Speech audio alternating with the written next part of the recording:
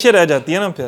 پھر وہ ان کا جو مقام ہوتا ہے نا اس سے دین ریپرزینٹ ہو رہا ہوتا ہے. پھر ان سے جیسے اسلام کا نام لیتے ہیں تو نام کیا آتا ہے؟ نبی پاک صلی اللہ علیہ وسلم کا. اور اگر مومن کی شان بیان کرنی ہو تو نام کیا آتا ہے؟ مولا علی پاک کا. فرمایا دین است حسین. کیسے دین کا اگر پہچان ہے نا تمہیں، کسی ظالم کے سامنے کھڑے ہو کر کلمہ لبیک لگانا ہے نا، لبیک یا رسول اللہ کا نعرہ لگانا ہے نا، تو یہ یارو اب کا نعرہ نہیں ہے لبیک یا رسول اللہ کا نعرہ، یہ تو تب کا نعرہ ہے نا کہ ظالم کے سامنے کھڑے ہو کے حق سچ بات بیان کرنی اور اس پہ ڈٹ جانا. یہ ہمیں کس نے سکھایا؟ یہ ہمیں اگر حسین پاک نے نہیں سکھایا تو پھر کس نے سکھایا؟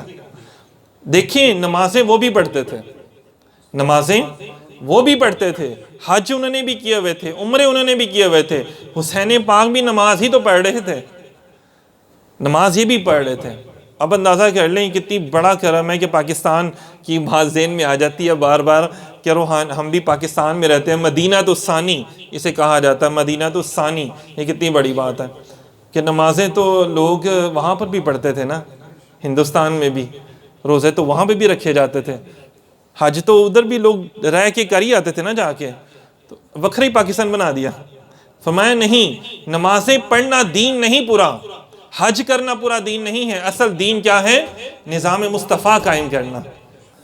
اپنی زندگیوں پر، اپنے معاشرے میں نظام مصطفیٰ کو قائم کرنا ہے. اور جو حسین پاک کا جو پیغام بھی ہے نا وہ بھی صرف یہی ہے کہ نظام مصطفیٰ قائم کرنا ہے.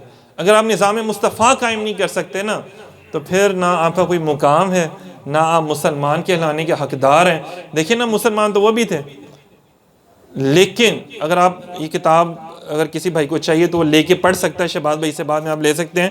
اس میں خصوصی طور پہ اینڈ پہ ان لوگوں کا ذکر کیا گیا کہ جو نمازیں پڑھنے والے تھے، جو حج کرنے والے تھے، صدقہ و خیرات کرنے والے تھے، لیکن حسین پاک کے ساتھ کھڑے نہیں ہوئے تھے، حق کے ساتھ کھڑے نہیں ہوئے تھے، دین کے ساتھ کھڑے نہیں ہوئے. جب دین کو ضرورت پڑی نا آپ کی تو آپ کھڑے نہیں ہوئے، آپ بیٹھے رہے.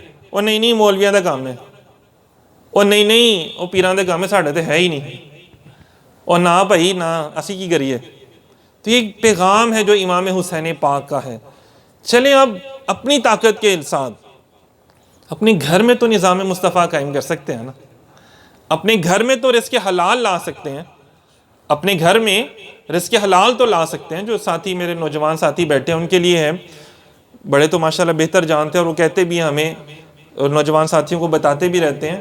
لیکن کیا ہم لوگ اپنے گھروں میں رزق حلال لانے میں کامیاب ہوتے ہیں؟ کبھی کسی بیوی نے پوچھا اپنے شوہر سے یا کسی ماں نے اپنے بیٹے سے پوچھا یہ جو رزق آ رہا ہے تو کہاں سے لا رہے ہو؟ تو کیڑی کمائی کرنا ہے؟ تو حلال دی ہے کہ حرام دی ہے؟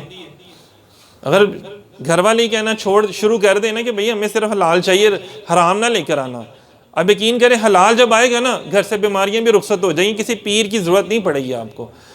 کیوں کہ پیروں کا پیر نبی پاک صلی اللہ علیہ وسلم جب آپ کے پاس موجود ہے، جب مومنوں کے گھروں میں فرمایا کہ تمہاری جانوں سے بھی قریب ہیں تمہارے نبی، تمہاری جانوں سے بھی قریب ہے، تمہاری شکلیں نہیں میں بگاڑتا، تمہاری حرکتیں جو ہے نا بگاڑ دوں میں تمہاری شکلیں، لیکن اس لیے نہیں بگاڑتا کہ میرا محبوب تم میں موجود ہے، اس لیے تمہارے اوپر عذاب نہیں آتا.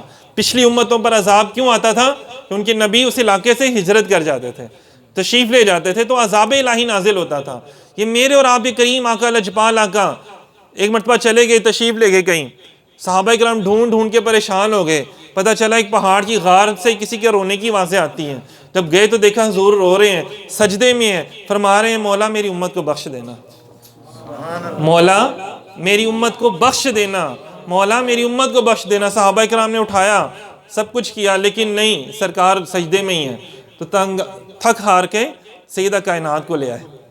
جو سیدہ کائنات آئی انہوں نے بھی اٹھایا، پھر انہوں نے دعا کی کہ مولا میرے بابا جان کی امت کو بخش دینا.